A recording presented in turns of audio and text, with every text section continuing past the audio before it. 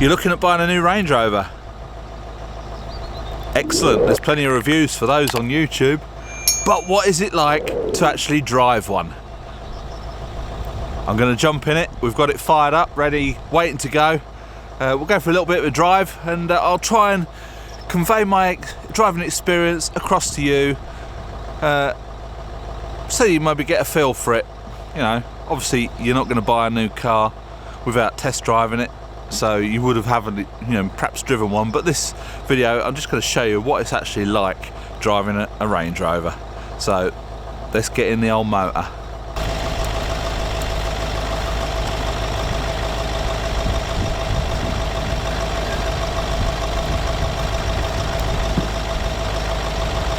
We're in.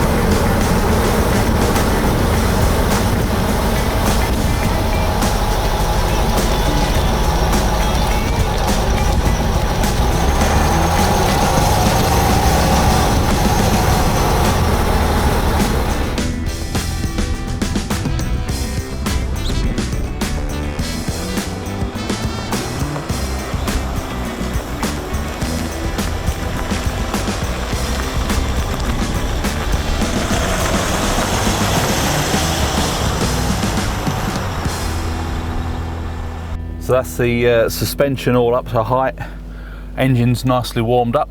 We'll go for a little drive. So into gear, oh, handbrake's already off, electric handbrake, so just push the button down, it goes off.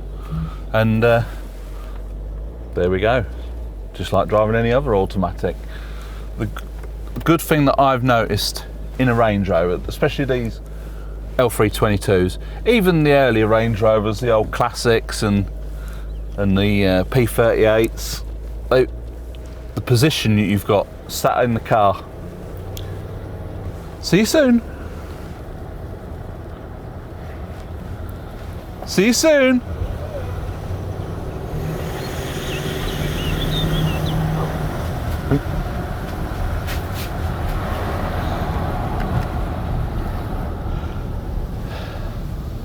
The actual driving position is you're sat up higher than everyone else,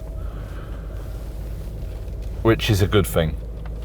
You've got good all-round visibility. We've got cars coming past. Thank you. She had a bit of a wobbly head. You can see everything around you. The mirrors are good. You've got great view. The A-pillars are sort of quite chunky, but they don't really restrict your view that much. With the sunshine roof open, you're getting a good bit of light in here as well. I don't know if the newer ones have got a panoramic roof, but I can't afford a brand new Range Rover, so I am more than happy with this one. This is, if you watch our other videos, is the 3.6 TD V8. It's a 2010, so one of the very last models of the 3.6 before they changed to the 4.4 with the 8-speed gearbox. So this has got the 6-speed gearbox. Changes gear lovely. So one of the things you need to be a bit wary of on these Land Rovers is the gearbox. The earlier L322s, the TD6, and I'm not sure about the petrol versions. I've got to check that up, see what gearbox they had in them. Let me just navigate this junction. It's a bit of a naughty one, you can't see what's coming.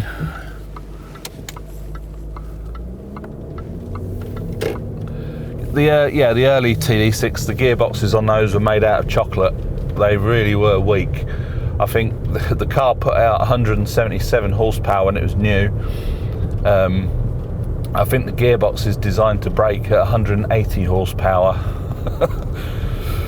They're quite fragile. If they're properly serviced, I think they'll probably be all right. But Land Rover say that it's a sealed for life gearbox and it doesn't need servicing. But the actual gearbox manufacturer, who in the case of the old TD6 was a GM gearbox, state that it should be serviced every 70,000 miles. Anyway, we won't get into that on this video because this is a what's it like to drive. You know, I've not driven the 4.4, but this is the 3.6. We have had it remapped and we've had the EGR valves physically blocked and deleted out of the ECU. When we first got this car, at sort of low revs, it had like a bit of a noise. It sounded, if you can remember back years and years ago, when cars used to do the pinking, a lot of you younger viewers won't have a clue what I'm talking about, but if your timing when that wasn't quite right on a car, it would pink, which it's difficult to describe it because you either know or you don't. But when we first got this car at sort of low revs, it sounded like it was sort of almost pinking.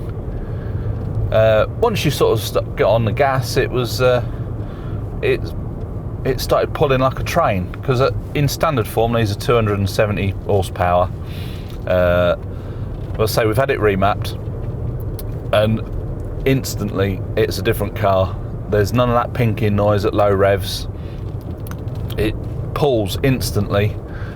I mean, we're doing 70 kilometers an hour and it's just over 1,000 RPM. I don't know what gear we're in, but it just goes along. And if I was to put my foot down now, obviously I can't because we're on a bit of a bend, it just pulls. It is so smooth. You forget what you're driving sometimes because it's got so much go in it for the size of the car. I mean, it weighs 2.7 ton, and it goes really well. And it handles not too bad. I'm not sure if this has got the adaptive suspension or not. I've not even looked into that. I mean, we've had the car over a year now. But it's...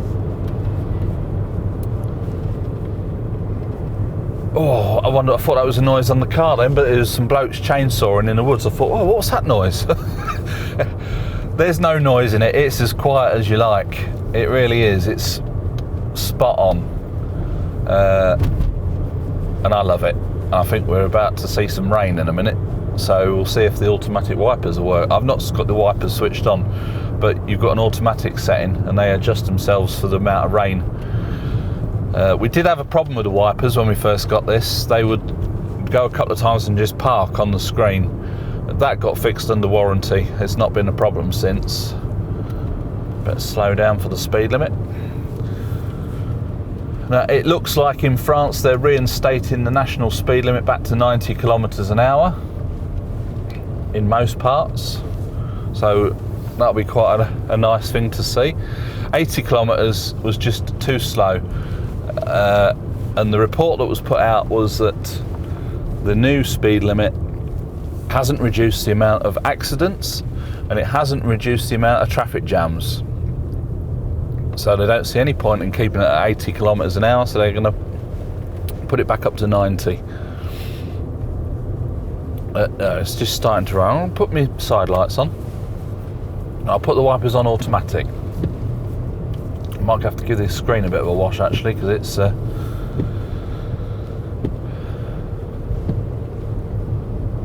typical weather, isn't it? Anyway, another little village, so I better slow down.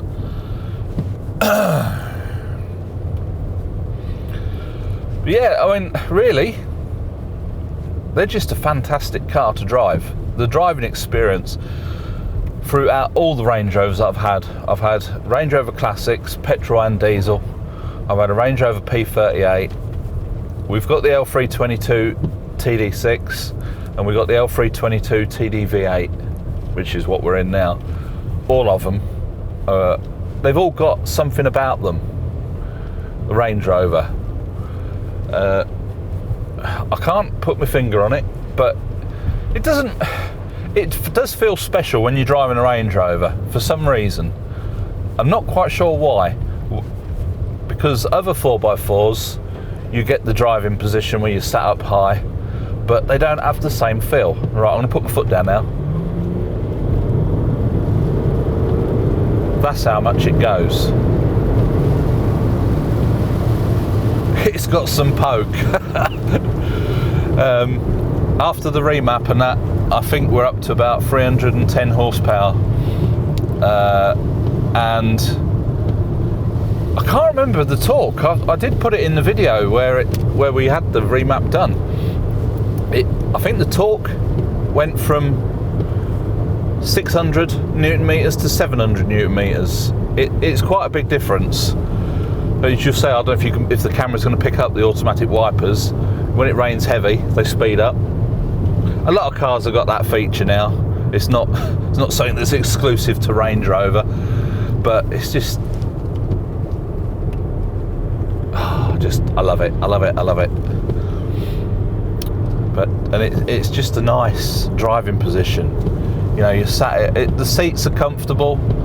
It's effortless driving. You know, you don't have to be really on the steering wheel. But, you know, it's just absolutely superb. You have got to watch your speed.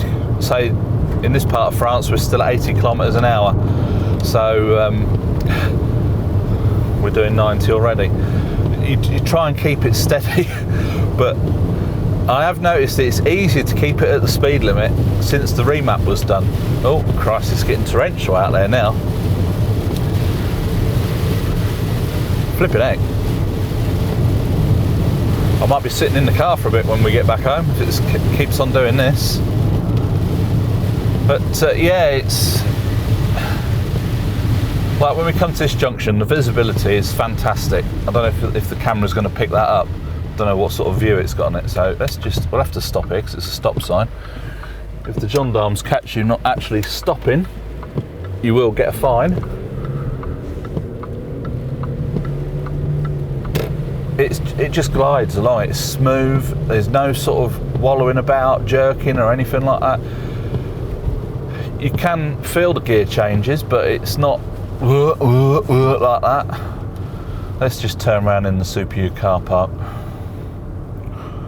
I'm not going to go shopping, but and then miraculously the rain stops.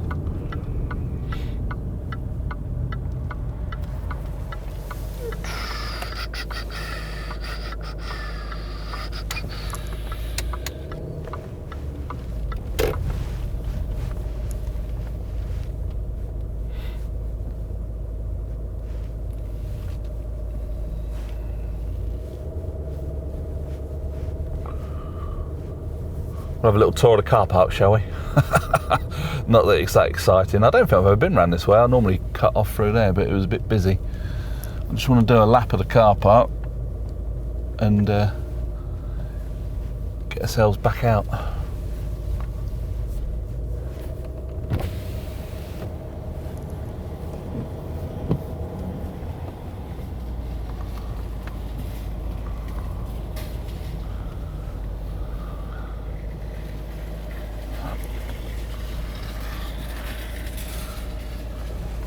So one person has got their mask on.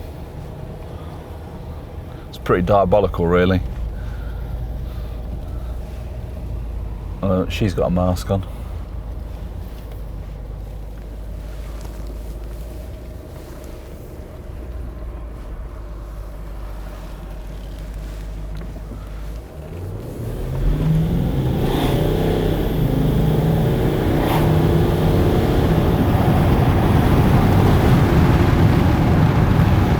And we're up to speed. A little bit too much speed. But There's no hesitation. You know, it doesn't feel like a sports car acceleration, but it is sports car acceleration, really. Not like any higher. It's not like a BMW M5 or anything like that. But if you compare it to sort of an everyday saloon or an everyday, you know, everyday sort of family car, 2 litre TDI, something like that, it's got some serious poke. When it comes to overtaking, it is phenomenal. You just, especially being left-hand drive in France, the TD6, you obviously sat, it's right-hand drive, so you sat on the wrong side of the car for overtaking. But with the TD6, although it's got enough power to move the car, and it does whistle along, it's nothing like this one. You know, this really is something else.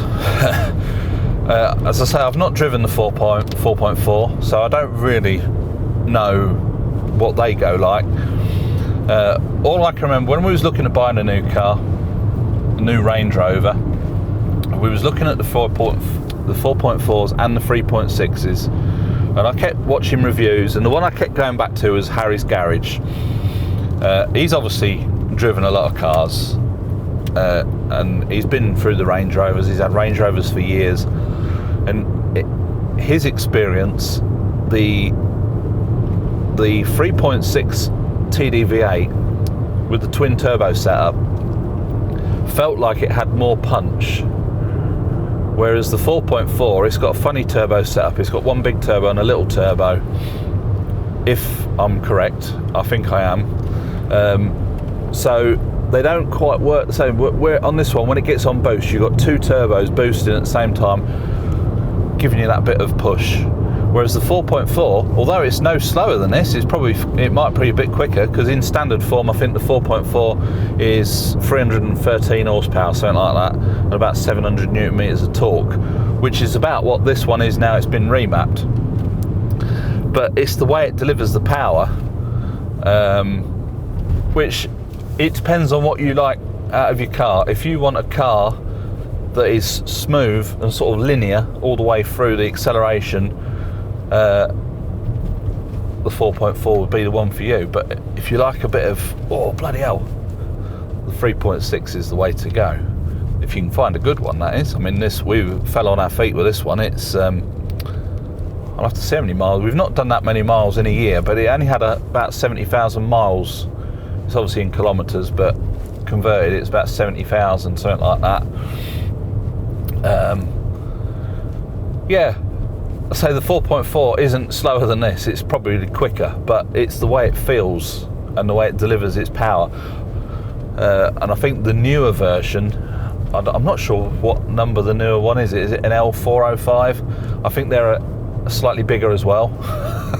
the actual dimensions of the car, which this is big enough, you know, when you want to get parking it. But I mean, Tina drives this. She'd rather drive her Panda, put it like that, but she does drive it. She goes shopping in it. She's got used to it.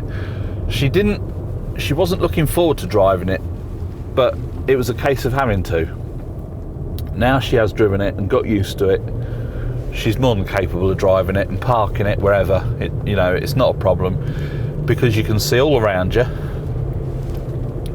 You pop it into reverse, you get the reverse camera comes up, the mirrors dip so that you can see the curbs. It is just a fantastic car, really, and it is easy to drive. I'm not saying that if Tina can drive it, anyone can drive it, because, you know, Tina's not bad at driving. I've been in a car with a lot worse drivers, and quite often blokes as well. But yeah, so Tina got used to it quite quick. I think she's still hoping to get back in her Panda. Once this rain clears up, we've got some other little jobs sorted out. We'll see about getting the Panda serviced up. I think she wants to start using it, which, you know, doesn't bother me. We'll just have to, if we're going to leave this parked up, is leave the trickle charge on it. You know, the intelligent charger we've got. That's in another video, the C-Tech charger. But if you use it, if you're using a Range Rover quite regular, it's not going to be a problem. But we have found, not so much on this one, but on the TD6, if we don't drive the TD6 for more than a week, the battery tends to go down a little bit. But having said that, we're only doing short journeys. This one has been fine. When we was locked down, Tina was left the car for 10 days to a fortnight, went out to it and it started up no problem at all. It has, however, caused us problem when we was out. We had a drive over to Limoges, which is a half hour's drive, so it should be enough to charge the battery. We'd done a little bit of driving around when she had appointments, went to start it and nothing. So luckily we had the booster pack with us, managed to start it, and since then absolutely no problem. Tina went out to it the other day and same again, flat battery. So she jump started off the booster, went first time, got to the shops where we've just been, which should have been enough for charging it. But having said that, on these Range Rovers, the 3.6s, it's got like the Ford charging system, whereas it doesn't put out full charge for a good few minutes, and it only takes a few minutes to get to the shops. So she did the shopping, came out, and it was flat again. Or it had power, but it just wasn't enough to turn the engine, so she put the booster on. Ever since then, it's been fine. We have ordered a brand new battery for it, and that should be here at some point. The battery that's on it is branded Land Rover, so that could be the original battery. I'm not sure, but we'll have to... I've got some paperwork somewhere with all the invoices that this car's had spent on it, but I've mislaid it. Anyway, we're going to put a new battery on it and see if it cures that problem, because I've plugged in the iCarsoft diagnostic gadget, and it puts out a good 14 volts. Yeah, you stay there.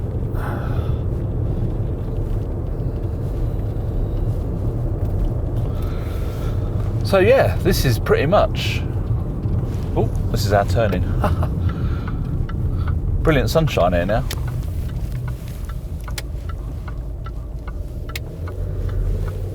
This is what it's like driving a Range Rover. Superb. It's comfortable to drive. It's really plush seats, heated seats. On this model we've got cooled seats as well. We've got full aircon, climate control. I think we've got an auto dimming mirror. This is the Vogue SE, so it's quite well spec'd. Obviously not quite as well spec'd as the Autobiography, but it's got everything you want, really. We couldn't ask for more. Compared to the TD6, this has got quite a few extra features. So if you are looking at buying a Range Rover, this is what it's like to drive one. I've got a couple of other videos just pointing out things to look for. So if you look through our videos on the Range Rover playlist, you'll probably see those. And there's a dog going to come running out from here somewhere.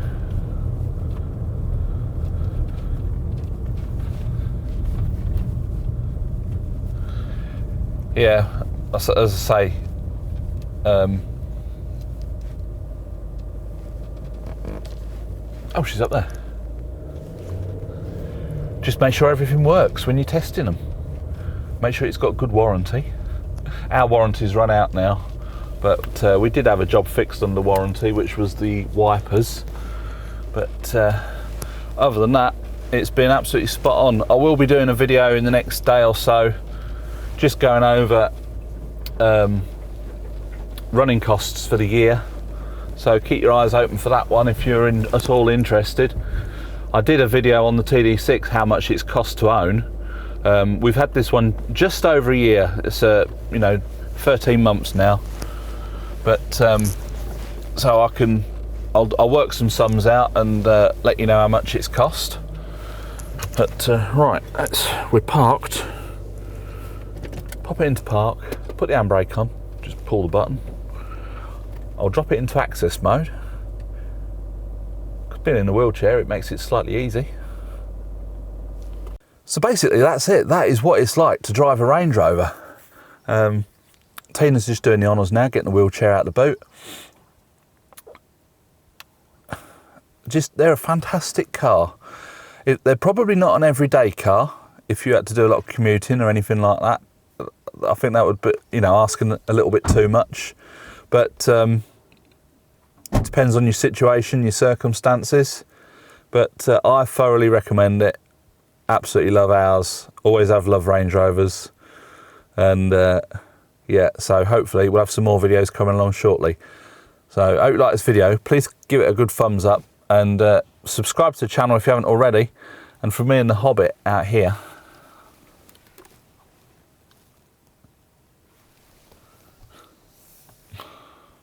it's bye for now.